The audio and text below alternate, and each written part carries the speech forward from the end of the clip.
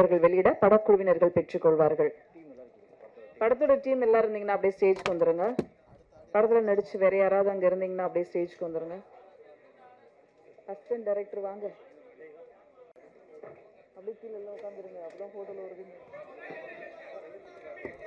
கொஞ்சம் இருங்க, கொஞ்சம் இருங்க, 2 minutes இருங்க. ஒரு 2 minutes வெயிட் பண்ணுங்க. சரவணா கொஞ்சம் பேர் அப்படியே கீழே உட்கார வச்சுட்டேன். இந்த போட்டோ கொஞ்சம் வெயிட் பண்ணுங்க, அவங்க வீடியோ எடுத்துட்டோம்.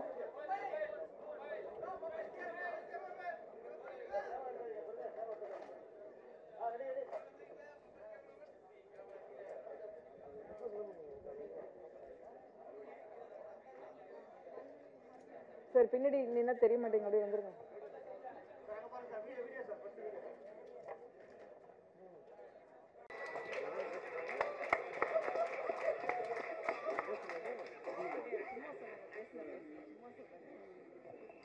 இந்த பில்டப்பை குறைச்சதுனாலே ஓகே தான். அதுலேயே நான் பாதி பேசியிருப்பேன். ஒருத்தர் பேசினார், கே ராஜன் சார். நான் கான்ட்ராக்டர் பேச மாட்டேன்ட்டு மொத்தம் பேசிட்டு போயிட்டார். அதுக்கப்புறம் நான் என்ன பேசுறதுன்னு நான் யோசிச்சிருக்கும்போது அதுக்கடுத்து நம்ம தலைவர் உதயகுமார் சார் அவர் பேசுனதுக்கப்புறம் நான் என்ன அப்பவே முடிஞ்சு வச்சு எனக்கு நம்ம மூணு கட்டி வச்சிட வேண்டியதான். சிங்காரபலனை பொறுத்து அவர் டேஷ் பண்ண படத்தை மொக்க பக்கம் சொன்னார்னா எவ்வளோ தைரியம் இருக்கும். நம்மளும் பார்த்து நம்ம கை தட்டி விசில் அடித்து அதை வெட்டி விட மாய்க்கணும். நம்ம எவ்வளோ முட்டாளம்ப. அது புத்திசாலியா படத்தை வெட்டி படம் பார்க்க நம்மளாம் முட்டாளாம். நீங்களாம் அந்த படத்தை இப்போ விட்டுருக்கணும். அந்த மாதிரி படத்தை பண்ணி நீங்கள் இப்போ விடுங்க. நிறைய பேர் காத்திருக்காங்க. இப்போ கருவாடை கொண்டு வருவீங்களோ அவன் வறுத்துருவான். அவன் கருவாடை. ஆமாம், நல்ல வேலை எல்லாம் 20 வருஷம் கூட பண்ணிட்டீங்க. நீங்களாம் தப்பிச்சிட்டீங்க. பார்ட் 2 இருங்க. நீங்கள் வாங்க, பார்ட் 2 வாங்க, நாங்கள் பார்த்துட்டு வரோம். கலைஞானி கமலஹாசனை வச்சுக்கிட்டு இப்போ உலக நாயகன் சொல்லக்கூடாதுட்டாரு. அது எப்படி சொல்கிறேன்னு தெரியல. இப்படி பழகிட்டோமா. கேஹெச்சா ஒரு கேஹெச்சை வச்சுட்டு சிங்காரவளன் ஓடத்தை அது சும்மா ஓடா சார். எங்கேயுமே போர் அடிக்கல. எல்லாம் ரசிச்சா. குஷ்பு அப்போ குஷ்பு இட்லிலாம் வந்து ஃபேமஸான டைம்.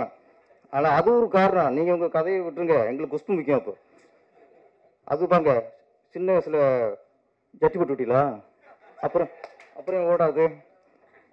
அதில் போட்டு குழந்தை குஷ்புக்கு ஜட்டி போட்டுப்பாரு. பார்த்தோம் பூரா அந்த குழந்தைய பார்க்கல, குஷ்பா பார்த்துட்டான். அப்புறம் வெட்டி அடையாது. நாங்கள் முழுவடம் பார்த்தோம், வரம்பதம் பார்த்தோம், முழுவடம் பார்த்தோம். ஓகே. இந்த படத்தின் தயாரிப்பாளர் கார்த்திகேசன். அவருடைய பலம் தெரிஞ்சு வச்சு நட்பு தான். என்னை விட உறவுகளை விட நட்பு தான் எப்பவுமே முக்கியம். நட்பு தான் எப்படியா இருந்தாலும் கூட இருப்பாங்க. உறவுகளும் அப்படி இல்லை. நல்லா இருந்தால் கூட இருப்பாங்க, நல்லா இல்லைன்னா குழி தோண்டிடுவாங்க. அந்த அளவுக்கு உறவு. இந்த நட்புல அன்னைக்கு நட்பு தான் வந்திருக்கான்னு நினைக்கிறேன். அடுத்த படம் ஆடியில் நேரு சீடத்தில் வைங்க. அந்தளவுக்கு நட்பு வட்டாரம் கூடணும். ஒரு போராட்டம். ஒரு 25 வருஷமா சினிமா நேசிக்கிறவங்க தான் வரும் சார். இது ஒரு வியாபாரமாக பார்த்தாலோ இல்லை ஒரு ஒரு ஒரு மோகமாக பார்த்தாலாம் 10 வருஷம் கழிச்சு ஜெயிக்க முடியாது. அதுக்கு ஒரு சினிமா நேசிக்கணும், லவ் பண்ணணும். அது நீங்கள் லவ் பண்ணியிருக்கிய, நீ லவ் பண்ணால கொண்டாந்து சினிமா கொண்டு வந்துடும் உங்களுக்கு. அப்போ அந்த கதை இப்போ ஒரு இயக்குனர் தன்னோட கதையே இயக்குனார்னா அது ஒன்றும் பிரச்சனை இருக்காது. அது பெரிய விஷயம் இல்லை. ஏன்னா தன்னோட கதையில் அவங்க ஊறி போய் திரைக்கதை பண்ணி வசனம் எழுதி தாங்களே இயக்கும்பொழுது எந்த பிரச்சனையும் வராது. இன்னொருத்தர் கதையை இயக்கும்போது தான் அது பெரிய விஷயம். ஏன்னா சின்ன பயம் இருக்கும். அந்த கதாசிரியர் என்ன நினச்சி எந்த உணர்வு பூர்வமாக பண்ணியிருக்காரோ அது நமக்கு கெடுத்துடக்கூடாது. அது ரொம்ப ஒரு கவனம் இருக்கும், பயம் இருக்கும். இது வரைக்கும் நான் என்ன என் படம் எல்லாமே நான் தான் கதை. அதனால அது ஒரு சுதந்திரம் இருக்கும். இன்னொருத்தர் கதையை பண்ணுறேன்னா எனக்கு இப்போவே கையில் ஆட ஆரம்பிச்சிடும். ஏன்னா அங்கே வந்து அது இன்னொருத்தரோட சொத்து. அதை செதுக்குறங்கிறது கொஞ்சம் ஒரு டேஞ்சரான விஷயம் தான். அப்போ ஒரு கதாசிரியரோட கதையை ஒரு இயக்குனர் எடுக்கிறதுக்கு அப்படின்னா, ஒரு புடிச்சர் கதையை ஒரு இயக்குனர் எடுக்கிறோம் வச்சுங்க, எவ்வளவு ரேட்டு, எவ்வளவு தில்லு இருக்கணும், எவ்வளவு தைரியம் இருக்கணும், எவ்வளவு கான்ஃபிடன்ட் இருக்கணும். கான்ஃபிடன்ட் இதுக்கு மூல தேவையில்லை, கான்ஃபிடன்ட் மூல தான் அங்கே இருக்க. ஸோ அவர் நினைச்சதை இவர் செயல்படுமாக்கணும். அதான் என்ன சொன்னா, ஒரு கதாசிரியர் கதை எடுத்து பண்ணும்போது பிரச்சனை இல்லை. ஏன்னா ப்ரொடியூசரு அவர் தான் பணம் போட்டிருக்காரு. இந்த அதோட பாருங்க, ப்ரொடியூசர் கதையை கொடுத்துட்டு பணத்தை போட்டு எங்கே இருந்தால் பரவாயில்ல, கோயம்புத்தூர் இருந்தால் பரவாயில்ல, கூடவே இருக்கார். அப்போ ஒரு சீன் எடுக்கும்போதும் ப்ரொடியூசரை பார்த்துருப்பாரு, இந்த ஆள் மூவி கரெக்டாக எடுக்கிறோமான்ட்டு. அது உண்மையிலே இது புது அனுபவம் தான் அவருக்கு, நம்ம மணிமூர்த்திக்கு.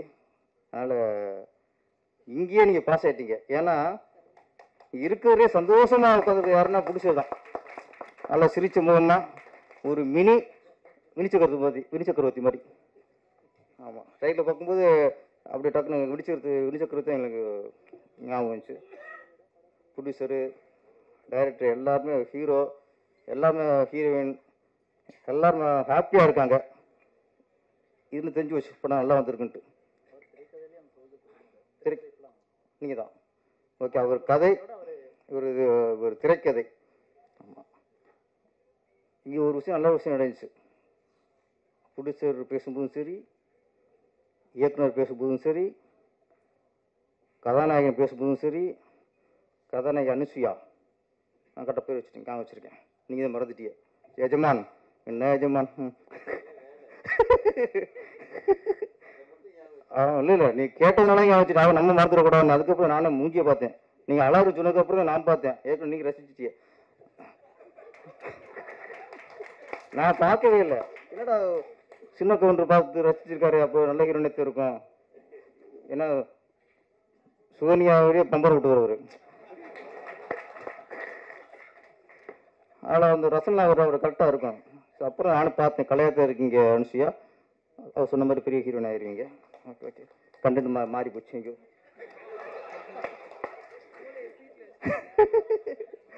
ஏன்னா எல்லாம் பேசும்போது ஒரு விஷயம், நீங்கள் பார்த்துட்டு சொல்லுங்கள், படத்தை நீங்கள் பார்த்துட்டு சொல்லுங்கள், நீங்கள் பார்த்துட்டு வெற்றியடைய வைக்கிங்க. நாங்கள் இந்த மாதிரி அவர் கதையை நான் முடிச்சாலும் நான் பண்ணியிருக்கேன். எல்லா பொறுப்பையும் மக்கள்கிட்ட விட்டாங்க, ரசிகர்கிட்ட விட்டாங்க. நாங்கள் அப்படி பண்ணியிருக்கேன், இப்படி பண்ணியிருக்கேன், இது மாதிரி படம் வந்ததில்லை அப்படின்னு கொஞ்சம் பில்டப் பண்ணியிருந்தேன்னா கொஞ்சம் டேஞ்சர் ஆகி போகலாம். அது இல்லை. அதனால் தன்னடக்கம் தான் மனிதனுக்கு மிகப்பெரிய வெற்றி.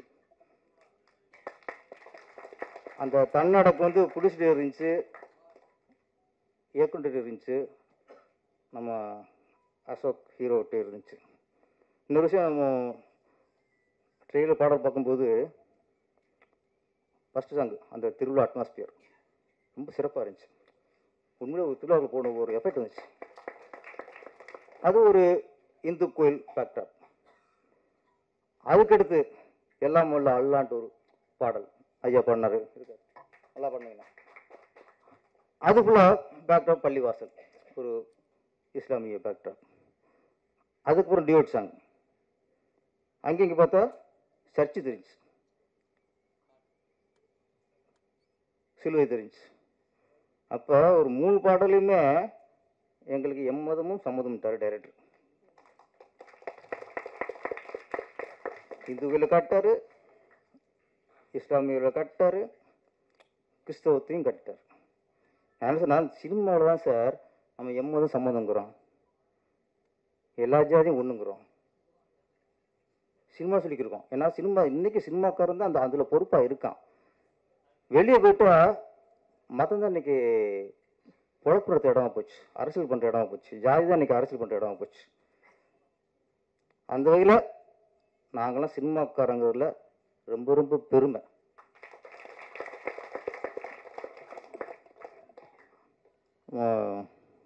கதாநாயகன் அசோக் குமார் அவரை பற்றி ஒரு புக்கே போடுற அளவுக்கு நம்ம சின்ன கொண்டு பேசிட்டாரு. இல்லை அது ஏன்னா அது தன்னம்பிக்கை கொடுக்குறதான். அப்போ முயற்சி தோல்வி இல்லை மனுஷனுக்கு சார், தோல்வி இல்லை. முயற்சி முயற்சி வெற்றி நோக்கி பயணிக்கிறோம், அவ்வளோதான். அந்த பயணம் வெற்றி நோக்கி பயணிக்கிறோம். அதில் சில சர்க்கிள் இருக்கும்போது அம்மையை தோல்வி சொல்கிறோம், தோல்விங்கிறது இல்லை. சார் நல்ல வார்த்தை சொன்னீங்க. சினிமாவில் இருக்க வரைக்கும் வெற்றி தான் சார் நம்மளுக்கு. படம் பண்ணுறோம் பண்ணலை, ஏன்னா இப்போ திருப்பி உச்சத்துக்கு போகிறோம் போகல, அதனால இன்னைக்கு சினிமா ரசிகர்கள் நம்மளை ரசிக்கிறாங்களா, நம்மளை மதிக்கிறாங்களா? சினிமாக்காரன் மக்கள் ஒரு சினிமாக்காரனை ரசித்தாலே அவன் வெற்றி தான்.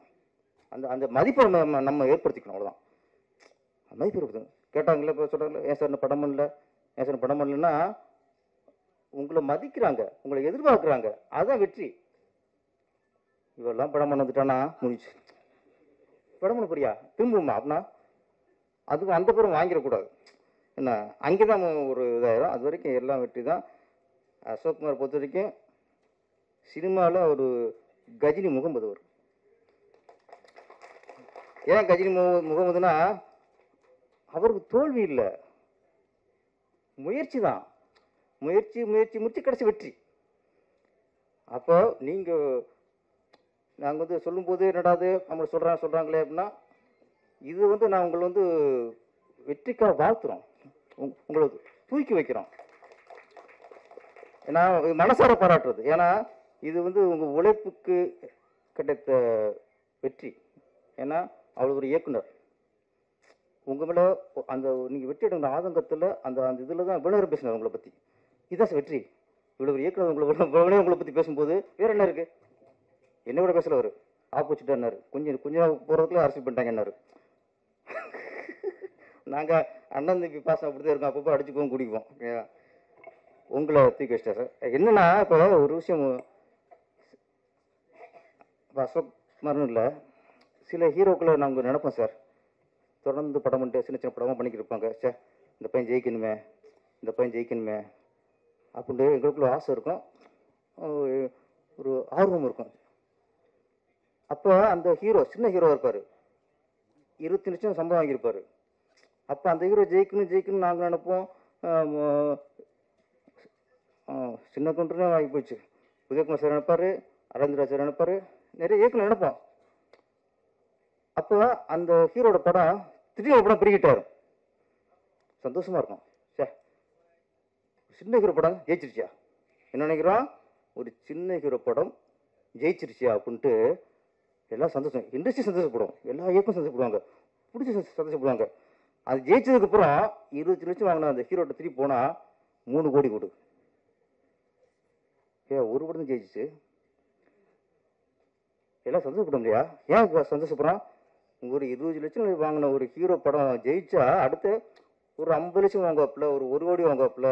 அப்போ ஒரு சின்ன பிடிச்செல்லாம் படம் பண்ணலாம் நினச்சி நாங்கள் ஆசைப்படுவோம். நீ டக்குன்னு 3 கோடி கேட்கும்போது அப்போ என்ன மக்கள் எல்லா பிடிச்சும் நினைக்கிறாங்க, எல்லாம் பிடிச்சிடும் ஏன்டா இவங்க ஜெயிச்சுன்னு நினைக்கான். அது சாபமாயிரும். நான் சொல்கிறேன், அது அந்த ஏன்டா இவங்க ஜெயிச்சு நினைக்கிற சாபமாயிரும். அதனால ஹீரோக்கள் 20 லட்சம் நீங்கள் ஒரு சம்பளம் வாங்குதான். ஒரு படம் ஹிட் ஆயிடுச்சா 50 வாங்கலாம், அந்த படம் ஹிட் ஆயிடுச்சா அப்படி ஒரு ரூபா வாங்கலாம். நீங்கள் 2 மடங்கு ஏற்றுனா பரவாயில்ல. ஏன்னா வெற்றிங்கிறது அதுதானே, அதே சம்பளம் வாங்குறதுக்கு வெற்றி அடைகிறோம். வெற்றிங்கிறது 2 மடங்கு ஆக்கலாம். 10 மடங்கு ஆக்கும்போது தப்பா பேசும். அப்போ அடுத்து ஒரு இடம் போச்சுன்னா அத்தனை பூசி விட்டு ஓடிடுவாங்க, உனைய திருப்பி வீட்டு சும்மா இருக்கணும். அதனால் நாங்களாம் இண்டஸ்ட்ரி இயக்குனராக இருக்கட்டும், தயாரிப்பாளராக இருக்கட்டும், நாங்களாம் ஆசைப்படுறது சின்ன அசோக் நீங்கள் ஜெயிக்கணும் சத்தியமாக ஆசைப்படுறோம். நாங்கள் சத்தியமாக ஆசைப்படுறோம். இன்னைக்கு என்ன சம்பளம் தெரியாது எனக்கு. ஆனால் ஒரு படம் ஹிட் ஆச்சுன்னா, இதே படம் பெரிய ஹிட் ஆயிடுச்சுன்னா நீங்கள் சம்பளத்தை படிப்படியாக ஏற்றுங்க. அதே மாதிரி படிப்பணியாக இருக்கும். டப்பு நாங்கள் 20 வயசு வந்து அடுத்து நீங்கள் 3 கோடி 4 கோடி கேட்கும்போது திருப்பி எப்படி சின்ன பிடிச்சி வருவான். அதுதான். ஆனால் நீங்கள் ஜெயிக்கணும், படிப்படியாக உங்கள் சம்பளம் உயரணும், நீங்களும் 100 கோடி சம்பளம் வாங்குற அளவுக்கு படிப்படியாக உயரணும்.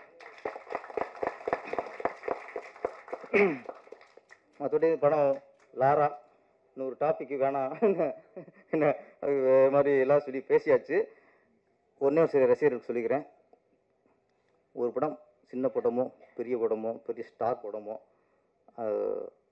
ரிலீஸ் ஆகட்டும். இப்போ பெரிய நடிகர்களோட படங்கள் வரும்போது அவங்க ரசிகர் இருப்பாங்க. அவங்க ரசிகர் வந்து ஃபஸ்ட் நாளே ஃபஸ்ட் ஷோவை பார்க்கணும் ஆர்வத்தில் போவாங்க. முதல் நாள் பார்த்தா தான் அவங்களுக்கு அந்த ஒரு பார்த்து திருப்தி இருக்கும். அது ஒரு மோகம் சொல்லலாம், அது இது சொல்லலாம். அந்த ஒரு நடிகரோட ரசிகர்கள் படம் பார்த்து வெளியே வரும்போது அந்த படம் ரொம்ப சுமாராக இருந்தாலும் சரி சரியில்லாலும் சரி வெளியே வரும்போது கேட்டால் என்ன சொல்லுவாங்க, வேற லெவல் சூப்பர் அப்படின்னு வருவாங்க.